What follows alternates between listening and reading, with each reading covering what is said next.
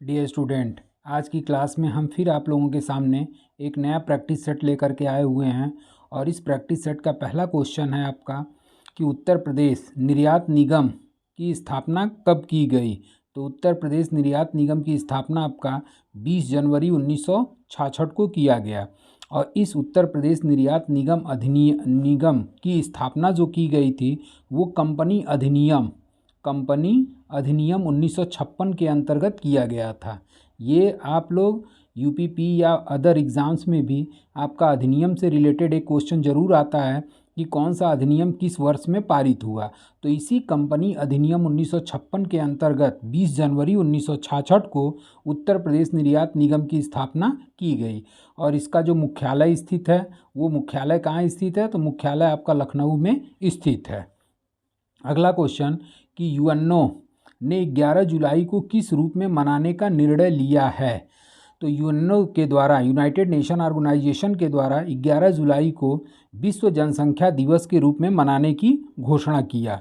और ये जो घोषणा किया था इसी यूएनओ का एक अंग है आपका यूएनडीपी, जिसका फुल फॉर्म होता है यूनाइटेड नेशन डेवलपमेंट प्रोग्राम।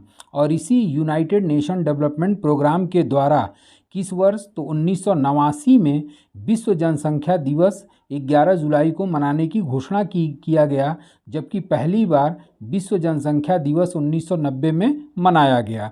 उसके बाद इस विश्व जनसंख्या का जो नारा होता है वो आपका है अधिक जनसंख्या को ना कहें। इसका नारा क्या है, तो अधिक जनसंख्या को ना कहें। इसको आप लोग ज़रूर नोट कर लीजिएगा। अगला क्वेश्चन कि केंद्र सरकार में उच्चतम नागरिक सेवा अधिकारी कौन होता है। अब इस टाइप का क्वेश्चन एक और पीछे हम करा चुके हैं, लेकिन थोड़ा सा ये शब्दों के जाल में फंसाया हुआ है। तो इसका आंसर हो जाएगा आपका भारत का महान्यायवादी। और ये केंद्र सरकार का उच्चतम नागरिक सेवा अधिकारी भारत का महान्यायवादी होता है। और इसी महान्यायवादी संबंधी प्रावधान संविधान के अनुच्छेद 76 में वर्णित है। और कोई भी व्यक्ति जो उच्चतम न्यायालय का न्यायाधीश नियुक्त होने की योग्यता रखता हो उसके आधार पर राष्ट्रपति जो है भारत के सर्वोच्च कानूनी अधिकारी महान्यायवादी की नियुक्ति कर सकता है। और ये जो महान्यायवादी होता है इसका कार्यकाल निर्धारित नहीं है, बल्कि ये कार्यकाल निर्धारित नहीं है और ये राष्ट्रपति के प्रसाद पर्यंत अपना पद धारण करता है। ये भी पॉइंट नोट कर लीजिएगा कि कौन सा पदाधिकारी है जो राष्ट्रपति के प्रसाद पर्यंत अपना पद धारण करता है, तो वो आपका आंसर हो जाएगा महान्यायवादी। अगला क्वेश्चन कि उत्तर प्रदेश मंत्रिमंडल द्वारा मुख्यमंत्री सामूहिक विवाह योजना की स्वीकृति दी गई। तो इसका आंसर हो जाएगा आपका 3 अक्टूबर 2017। और इसी 3 अक्टूबर 2017 को उत्तर प्रदेश मंत्रिमंडल के मुख्यमंत्री आपके योगी आदित्यनाथ के द्वारा आपका सामूहिक विवाह योजना की स्वीकृति प्रदान की गई। और इस योजना के अंतर्गत जो फीमेल की आयु होनी चाहिए वो 18 वर्ष और मेल की आयु जो होनी चाहिए वो आपका 21 वर्ष होना चाहिए। अब इसके साथ साथ इस युगल जोड़े को, मतलब कि वर और वधू के लिए आपका ये कितना सहायता प्रदान करती है या कितना अनुदान देती है, तो ये आपका 35,000 रुपये। और इस 35,000 रुपये में आप 3 पार्ट निकाल सकते हैं, जिसमें आपका 51,000 रुपये, ये टोटल कितना है 51,000 रुपये, टोटल आपका 51,000 रुपये। और इसी 51,000 रुपये के अंतर्गत आपका जो 35,000 रुपये है, ये 35,000 रुपये जो है ये कन्या की गृहस्थी हेतु प्रदान किया जाता है, जबकि 10,000 रुपये जो है वो आपका उपहार हेतु ये राशि निर्धारित है। उसके साथ साथ 6,000 रुपये किस पर खर्च किया जाता है, तो 6,000 रुपये जो है वो आपके समारोह वगैरह का जो आयोजन होता है उसमें 6,000 रुपये की धनराशि खर्च की जाती है। जो इसमें आपका टोटल ये सामूहिक विवाह योजना के अंतर्गत जो आपका युगल धनराशि है वो कितनी प्रदान की जाती है, तो वो 51,000 रुपये प्रदान की जाती है। अगला क्वेश्चन कि गंगटोक किसकी राजधानी है, तो गंगटोक आपका सिक्किम की राजधानी है। अगला क्वेश्चन यक्षगान लोक नृत्य का संबंध किस भारतीय राज्य से है, तो यक्षगान लोक नृत्य का संबंध जो है वो आपका कर्नाटक राज्य से है। अगला क्वेश्चन कि कोशिका का शक्ति स्रोत होता है, तो कोशिका का जो शक्ति स्रोत होता है वो आपका माइटोकॉन्ड्रिया होता है, और इसी माइटोकॉन्ड्रिया को कोशिका का शक्ति गृह भी कहा जाता है। अगला क्वेश्चन कि उत्तर प्रदेश की लंबाई तथा चौड़ाई कितनी है, तो उत्तर प्रदेश की जो लंबाई चौड़ाई का अनुपात है वो 650 किलोमीटर, यानी कि ये आपका दिशा हो गई, ये उत्तर हो गया, ये दक्षिण हो गया, ये आपका पूरब हो गया और ये आपका पश्चिम हो गया।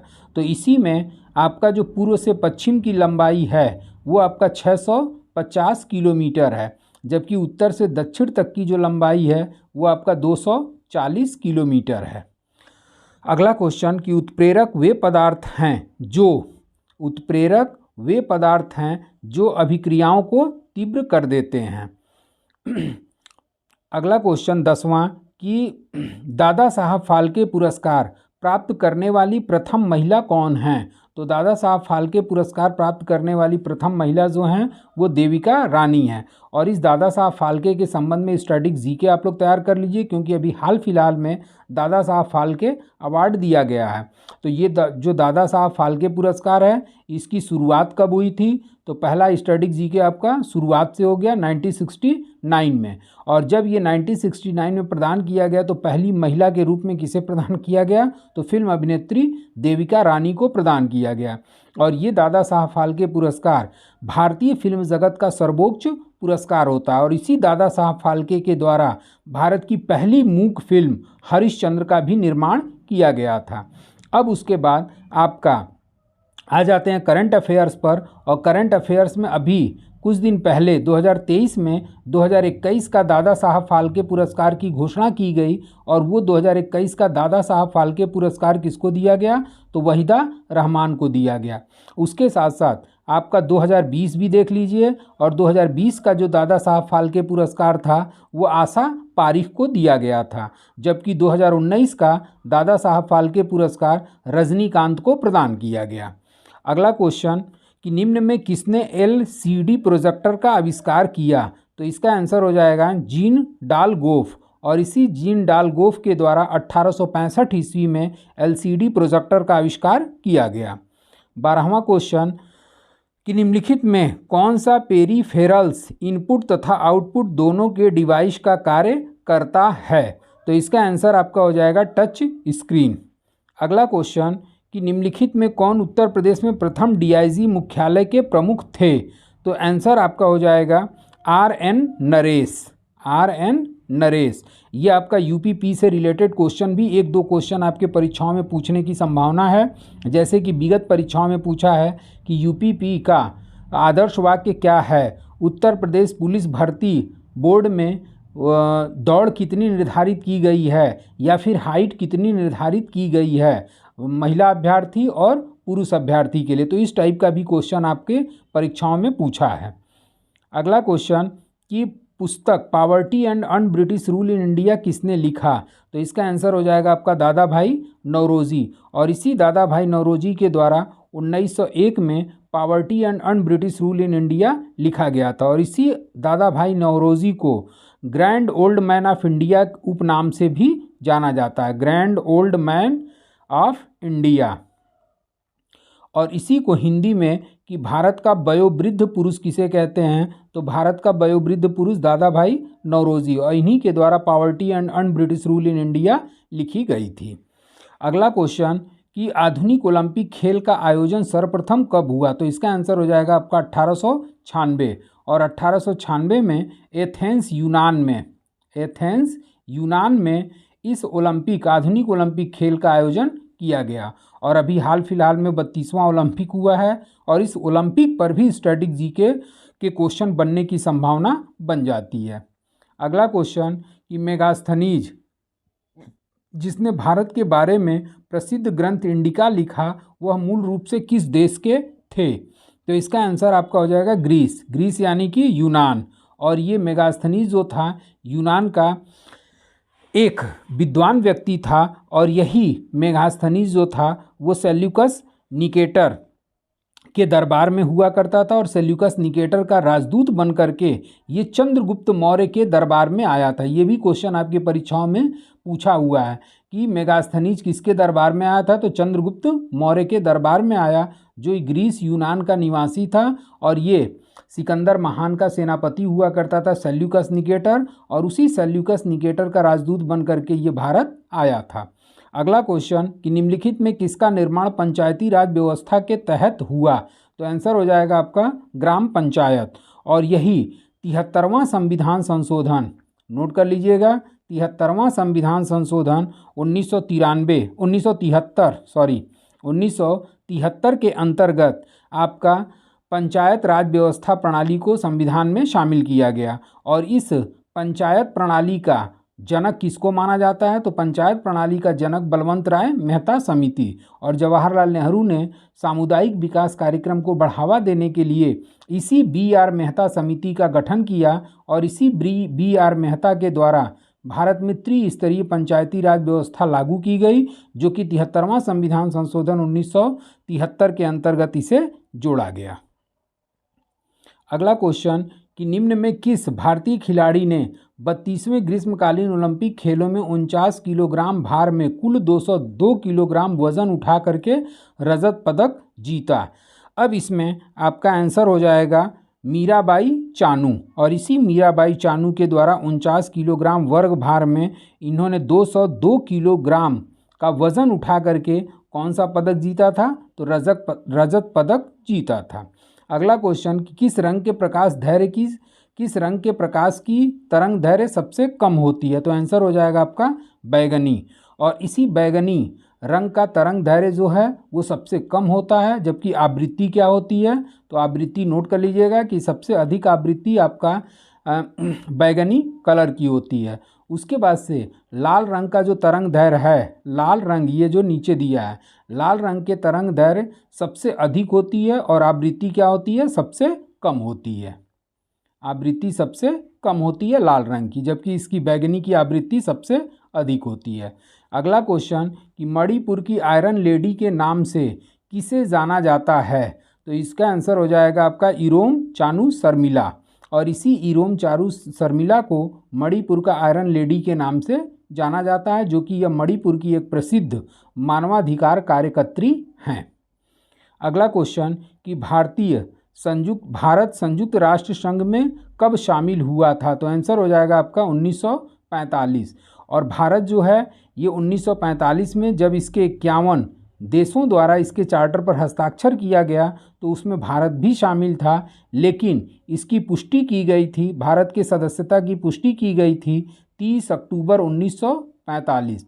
जैसा कि आप लोगों को पता होगा कि संयुक्त राष्ट्र संघ की स्थापना 24 अक्टूबर 1945 को हुई थी, और इसी 24 अक्टूबर 1945 को जब इसकी स्थापना हुई तो इसके चार्टर पर 51 देशों के द्वारा हस्ताक्षर किया गया और उसमें भारत भी शामिल था, लेकिन भारत के सदस्यता की पुष्टि की गई थी 30 अक्टूबर 1945 को। अगला क्वेश्चन कि भारत में आयकर को कहा जाता है, तो भारत में आयकर को आपका प्रत्यक्ष और प्रगामी कहा जाता है। और इसी आयकर को प्रस्तुत करने वाले व्यक्ति थे 1860 में जेम्स विल्सन के द्वारा। और इसी जेम्स विल्सन के द्वारा सबसे पहले भारत में आयकर को क्या किया गया, आरंभ किया गया। और इसी जेम्स विल्सन को भारत में बजट का प्रणेता भी कहा जाता है, क्योंकि लॉर्ड कैनिंग के द्वारा ये जेम्स विल्सन जो कि प्रसिद्ध अर्थशास्त्री हुआ करते थे, इसी जेम्स विल्सन के द्वारा लॉर्ड कैनिंग ने भारत में पहली बार बजट प्रस्तुत कराया। इसी कारण से जेम्स विल्सन को भारतीय बजट का प्रणेता के नाम से जाना जाता है। अगला क्वेश्चन कि वातावरण की कौन सी परत ओजोनोस्फीयर कहलाती है, तो आपका आंसर हो जाएगा स्ट्रेटोस्फीयर। और इसी स्ट्रेटोस्फीयर को हिंदी में कहते हैं समताप मंडल।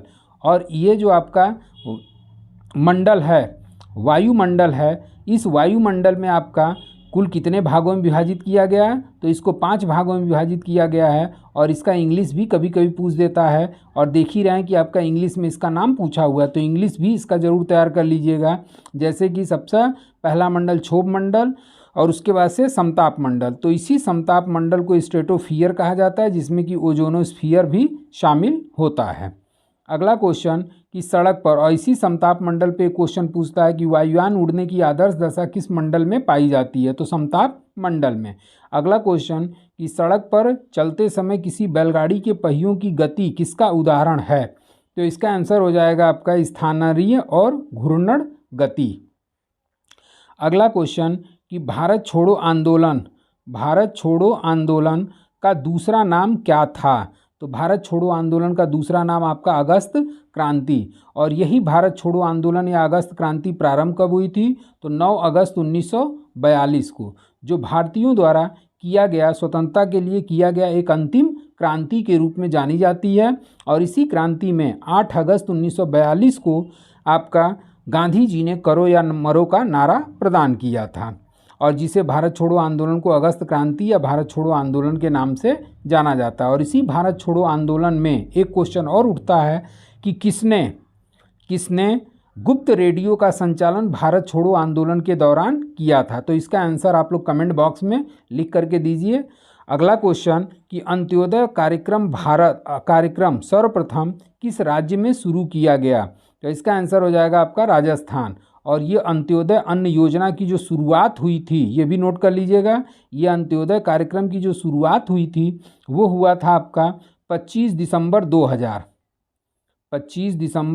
2000 को एनडीए सरकार के द्वारा इसकी शुरुआत की गई थी, और ये पहली बार राजस्थान में लागू किया गया। और इस अंत्योदय कार्यक्रम का मुख्य उद्देश्य होता है गरीबी रेखा के नीचे जीवन यापन करने वाले लोगों को 35 किलोग्राम अनाज उपलब्ध कराना। और इसमें गेहूं जो है वो 2 रुपया प्रति किलोग्राम के दर से मिलता है, जबकि चावल 3 रुपया प्रति किलोग्राम के दर से मिलता है। और इसके साथ साथ इस कार्यक्रम में चीनी का भी वितरण किया जाता है। तो ये पॉइंट्स भी आप लोग जरूर ध्यान में रखिएगा।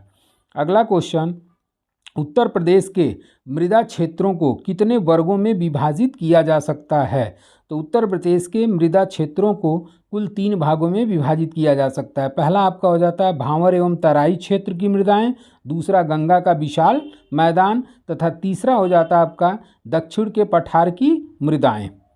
अगला क्वेश्चन कि भारत को श्रिम्प राजधानी किसे कहते हैं, तो भारत को श्रिम्प राजधानी आंध्र प्रदेश को कहते हैं। और आंध्र प्रदेश के नेल्लूर जिले को भारत की श्रिम्प राजधानी के नाम से जाना जाता है। आंध्र प्रदेश का जिला कौन सा है, तो नेल्लूर, ये भी नोट कर लीजिएगा, नेल्लूर जिले को भारत की श्रिम्प राजधानी कहा जाता है। अगला क्वेश्चन कि निम्नलिखित में किस संगठन का मुख्यालय जिनेवा में नहीं है, तो जिनेवा में स्थित मुख्यालय का ट्रिक भी हम आप लोगों को अपने वीडियो में प्रोवाइड कराए हुए हैं कि जिनेवा में कितने आपके मुख्यालय स्थित हैं। और उसकी एक कहानी है, जिनेवा से जानलेवा, और जानलेवा जो है वो व्यापारियों के लिए होता है। और बाकी आपका ये पूरा डिटेल इसके संबंध में आप मेरे शॉर्ट वीडियो में देख सकते हैं कि जिनेवा में कौन कौन से आपके मुख्यालय स्थित हैं। उसके साथ साथ और भी यूएनओ के अस्थायी संगठन का हम नाम ट्रिक के माध्यम से बताए हुए हैं, जो आप लोगों को कभी जल्दी भूलेगा नहीं। इस तरीके से ये तीनों का, विश्व व्यापार संगठन, विश्व स्वास्थ्य संगठन, श्रम संगठन, इन तीनों का मुख्यालय जो है वो आपका जिनेवा में स्थित है। जबकि अंतर्राष्ट्रीय नगर विमानन संगठन का मुख्यालय आपका मॉन्ट्रियल, नोट कर लीजिए, मॉन्ट्रियल। और ये मॉन्ट्रियल कहाँ पड़ता है, तो ये आपका पड़ता है कनाडा में। तो इस तरीके से इसका मुख्यालय जिनेवा में स्थित नहीं है। अगला क्वेश्चन कि वृक्ष बंधु पुरस्कार योजना की शुरुआत किस वर्ष हुई थी, तो वृक्ष बंधु पुरस्कार योजना की शुरुआत जो है वो 2007-08 में की गई थी। और इस योजना के अंतर्गत वृक्षारोपण हो गया, वन्य जीव संरक्षण को जो भी बढ़ावा देने के लिए नागरिक या संस्थाओं को क्या किया जाता है, पुरस्कृत किया जाता है, जिसकी शुरुआत आपका 2007-08 में हुई थी। जबकि उत्तर प्रदेश में आपका प्रथम वन नीति जो लागू की गई थी, उत्तर प्रदेश की जो प्रथम वन नीति थी, इसको नोट कर लीजिएगा, 1952 में लागू की गई थी। और ये जो वन महोत्सव होता है, वृक्ष बंधु के अंतर्गत ही आपका वन महोत्सव का भी आयोजन किया जाता है। और ये वन महोत्सव प्रत्येक वर्ष जुलाई माह के प्रथम सप्ताह में आयोजित होता है, जुलाई माह के प्रथम सप्ताह में ये वन महोत्सव का आयोजन किया जाता है। इसके साथ साथ वन महोत्सव का जो मूल आधार है उसको भी नोट कर लीजिएगा। वृक्ष का अर्थ जल है और जल का अर्थ रोटी और रोटी ही जीवन है। तो इस तरीके से वन से रिलेटेड आपके ये 4-5 क्वेश्चन बनने की संभावना बन जाती है। अगला क्वेश्चन कि आगा खां महल किस राज्य में स्थित है? तो आगा खां महल जो है आपका महाराष्ट्र में स्थित है और इसी महाराष्ट्र के पुणे में, महाराष्ट्र के कहाँ पर? पुणे में आगा खां पैलेस या आगा खां महल जो कि ऐतिहासिक भवन के रूप में है। और इसका निर्माण कब हुआ था? तो इसका निर्माण 1892 में किया गया था और 1892 में सुल्तान मोहम्मद शाह आगा खां द्वितीय के द्वारा कराया गया था। किसने कराया था? तो आगा खां द्वितीय के द्वारा 1892 में किया गया था। और जब आपका भारत छोड़ो आंदोलन हुआ तो इसी भारत छोड़ो आंदोलन में महात्मा गांधी को इसी आगा खां पैलेस में बंद किया गया था। अगला क्वेश्चन कि निम्न में कब भारतीय मुद्रे के प्रतीक चिन्ह रुपये का चुना गया? तो इसका आंसर हो जाएगा आपका वर्ष 2010 और 15 जुलाई 2010 को 15 जुलाई 2010 को ये जो रुपये का सिंबल है, इस रुपये के सिंबल का निर्माण जो है वो डी उदय कुमार के द्वारा किया गया। और विश्व के केवल 5 ही ऐसे देश हैं जिनकी मुद्राओं का अपना पहचान चिन्ह है, जिसमें आपका हो जाता है यूएसए का डॉलर, अमेरिकी डॉलर, दूसरा आपका हो जाता है ब्रिटिश पाउंड, तीसरा आपका यूरोपीय यूरो और चौथा जापानी येन और पांचवा जो विश्व का देश है वो भारत, जिसके अपनी मुद्रा का पहचान चिन्ह। और इस पहचान चिन्ह की रचना किसने किया था? तो डी उदय कुमार के द्वारा 15 जुलाई 2010 को इसको अडॉप्ट किया गया। अगला क्वेश्चन कि सार्क का मुख्यालय स्थित है? तो सार्क का जो मुख्यालय स्थित है, तो सार्क का मुख्यालय आपका काठमांडू नेपाल में स्थित है। और इसी सार्क का शॉर्ट फॉर्म होता है SAARC और फुल फॉर्म इसका हो गया आपका south Asian association for regional cooperation, जिसकी स्थापना की गई थी आपका 8 अगस्त 1985 को। 8 अगस्त 1985 को सार्क की स्थापना की गई थी और इसके जो सदस्य देश हैं, जिसका मुख्यालय कहाँ स्थित है? काठमांडू। और इसके सदस्य देश आपके हैं अपनी MBBS। ये भी क्वेश्चन आपके परीक्षाओं में पूछता है कि आपका कौन कौन सा इसमें शामिल है। तो इसमें आपके शामिल वाले में आपके शामिल हो जाते हैं कौन कौन से?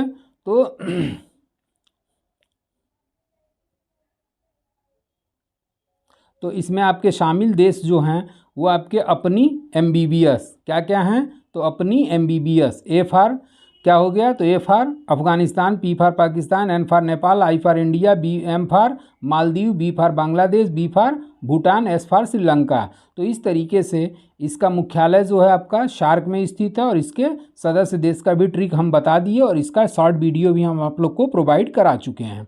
अगला क्वेश्चन कि निम्नलिखित में कौन टाइगर मच्छरों द्वारा संचालित नहीं होता है? तो इसमें आपका आंसर हो जाएगा जापानी एन्सेफेलाइटिस। ये जापानी एन्सेफेलाइटिस जो है ये निम्नलिखित रोगों में कौन टाइगर मच्छरों द्वारा संचालित नहीं होता है? तो आंसर हो जाएगा जापानी एन्सेफेलाइटिस। और ये जापानी एन्सेफेलाइटिस का रोग वाहक जो होता है वो क्यूलेक्स मच्छर होता है, क्यूलेक्स मच्छर।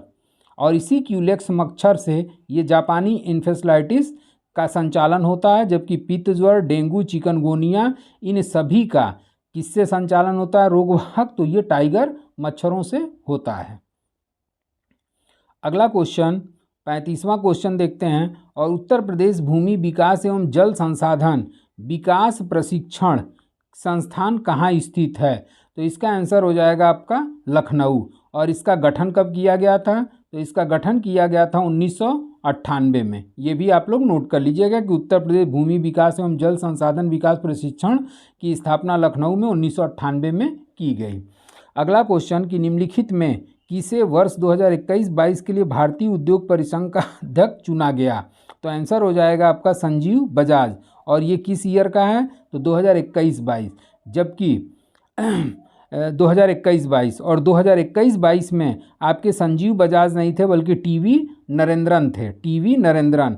और अब वर्तमान अगर पूछेगा तो संजीव बजाज जो हैं ये वर्तमान CIA के क्या हैं? अध्यक्ष हैं। जबकि आपके वर्तमान महासचिव भी नोट कर लीजिए, और वर्तमान महासचिव चंद्रजीत बनर्जी हैं। अगला क्वेश्चन कि किस वंश के सुल्तानों ने सबसे अधिक समय तक शासन किया, तो आंसर हो जाएगा आपका तुगलक वंश। और ये तुगलक वंश का जो शासन काल है ये 1320 से लेकर के 1414 तक है, और कुल मिलाकर के 94 वर्षों तक इन्होंने शासन किया। ये क्वेश्चन आपके पीईटी के परीक्षा में, यूपी का पीईटी एग्ज़ाम हुआ था, उसमें भी अभी पिछली बार पूछा था। अब इसी पे दूसरा क्वेश्चन बन जाता है कि किस वंश के सुल्तानों ने सबसे कम दिनों तक शासन किया, तो सबसे कम दिनों तक शासन करने वाला वंश आपका खिलजी वंश है, जो कि आपका 1290 से लेकर के 1320, मात्र 30 वर्षों तक ये शासन किया था। तो सबसे कम खिलजी वंश और सबसे अधिक तुगलक वंश, और इसी तुगलक वंश का संस्थापक था आपका गयासुद्दीन तुगलक। जबकि लोदी वंश जो था वो दिल्ली सल्तनत का अंतिम वंश था। अगला क्वेश्चन कि निम्नलिखित लौह अयस्क में वैलाडीला में किसका खनन होता है, तो पहले तो ये जान लीजिए कि वैलाडीला की खान स्थित कहाँ है, ये भी क्वेश्चन आता है। तो वैलाडीला की खान जो है वो आपका छत्तीसगढ़ में स्थित है, और छत्तीसगढ़ में ये स्थित है। और इसी वैलाडीला की खान से आपका किसका खनन होता है, तो हेमेटाइट लौह अयस्क का खनन किया जाता है। हेमेटाइट और मैग्नेटाइट भारत में पाए जाने वाले ये महत्वपूर्ण अयस्क के रूप में जाना जाता है, जबकि वैलाडीला की खान से किसका उत्खनन होता है, तो आपका हेमेटाइट का। तो इस तरीके से ये 38 क्वेश्चन का सेट हमने आप लोगों को सॉल्व करा दिया। तो आज के लिए बस इतना ही। Thank you so much.